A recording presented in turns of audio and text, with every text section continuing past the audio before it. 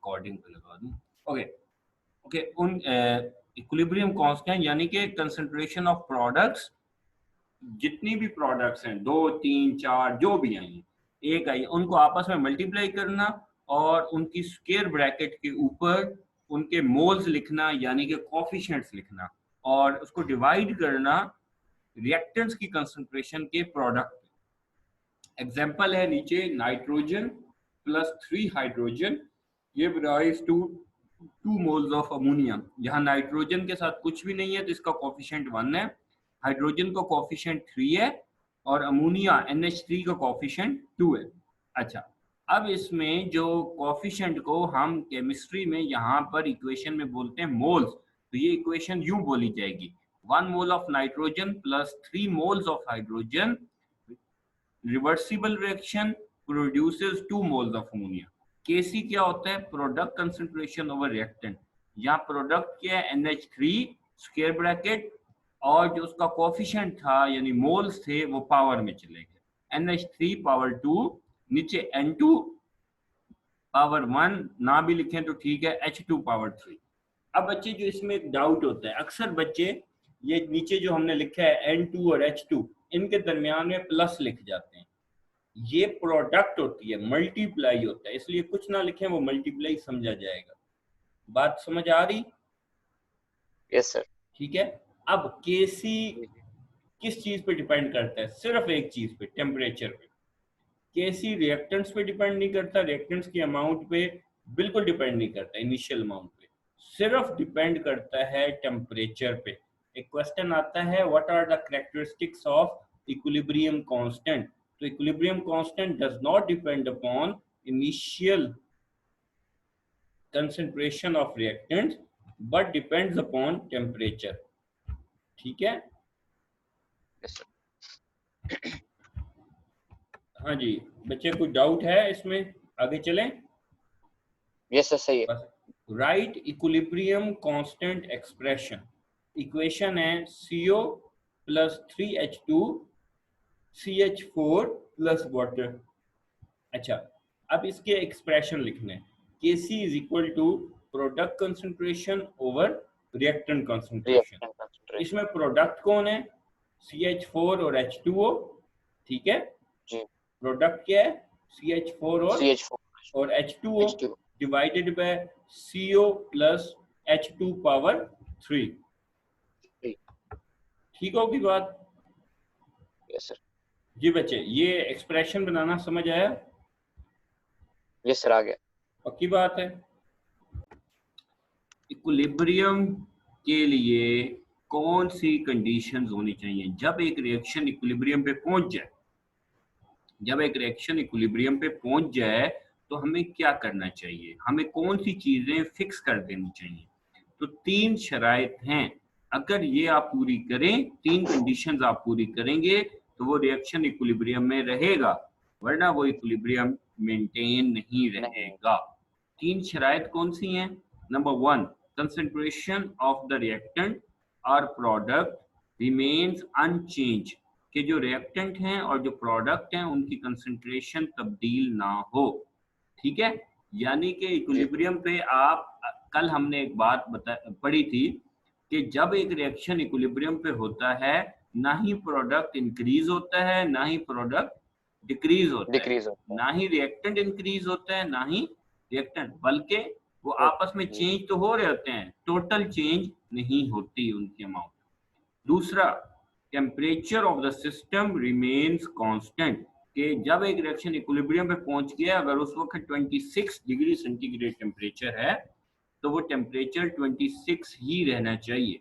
नीचे करेंगे टेम्परेचर या ऊपर करेंगे 26 के कम या ज्यादा तो वो इक्विलिब्रियम मेंटेन नहीं रहेगा, वो रिएक्शन इक्विलिब्रियम से शिफ्ट हो जाएगा। प्रेशर और volume of system remains constant. तीसरी चीज है प्रेशर और वॉल्यूम, रिएक्शन का इक्विलिब्रियम पे प्रेशर और वॉल्यूम कांस्टेंट रहना चाहिए।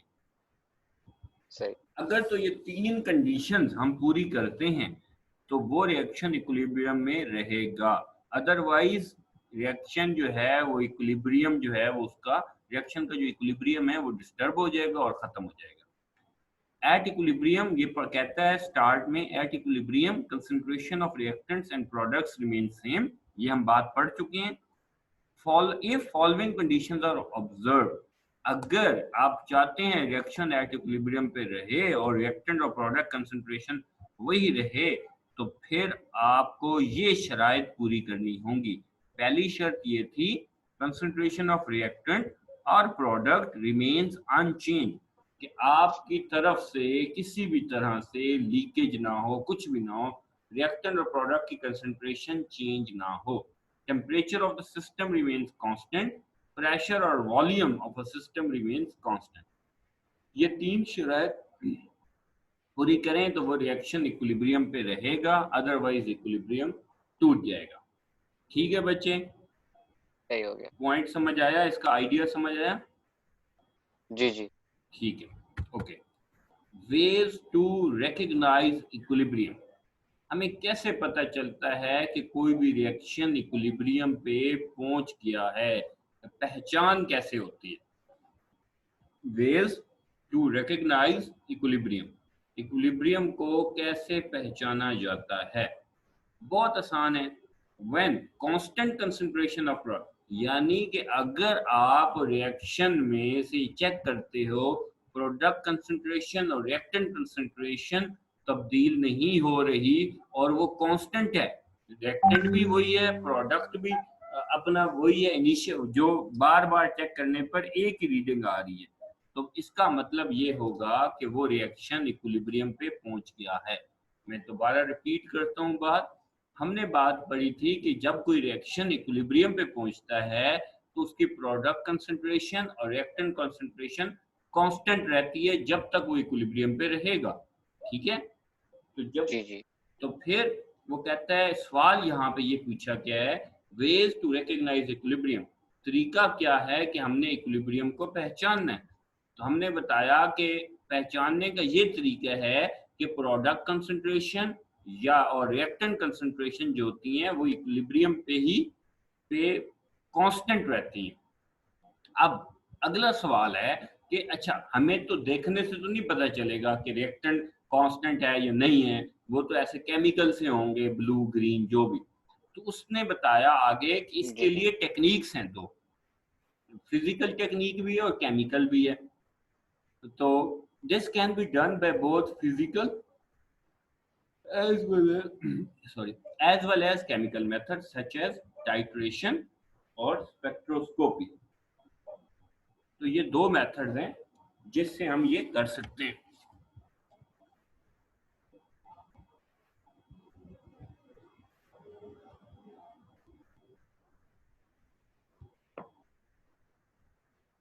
ठीक हो गई बात बच्चे? जी sir.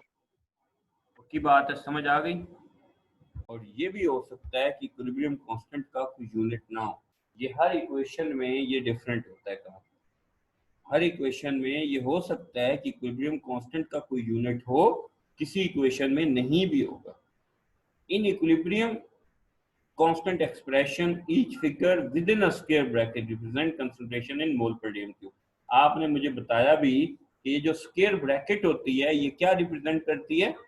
concentration in mole per dm cube. Therefore, unit of Kc depend upon the form of expression. अब मैं आपको एक का एक्सप्रेशन चेक कराता हूँ, ये चेक करना, ये देखो Kc एक्सप्रेशन एंड यूनिट। ठीक है, ये इक्वेशन है 2NO2 रिवर्सिबल रिएक्शन N2O4। इसमें जो पहला स्टेप है वो एक्सप्रेशन का है, Kc equal to NO2 power 2। जी, ये गलत नहीं लिखा हुआ? नहीं गलत लिखा हुआ है, इस पे पहले प्रोडक्ट्स ऊपर प्रोडक्ट्स लिखने चाहिए, नीचे रिएक्टेंट्स। एक ऐसे कर लेते हैं ना, इसको अभी करेक्ट कर लेते हैं। ये इक्वेशन ऊपर वाली गलत है एक्चुअली ना, हम इसको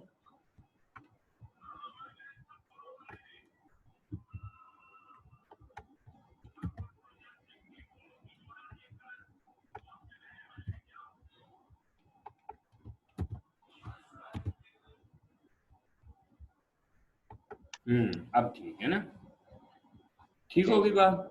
अब इस इक्वेशन के मुताबिक देखें तो प्रोडक्ट NO2 था, वो टॉप पे आ गया, उसके 2 मोल्स थे, पावर 2 हो गई।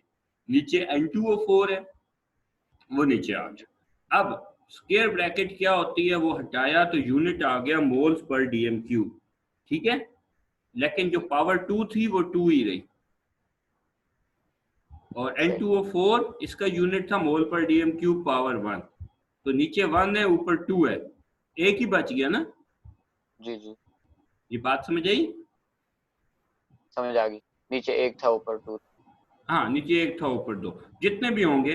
आपको एक बात का और भी पता होगा कि ये जितने भी हों इनको इसके हिसाब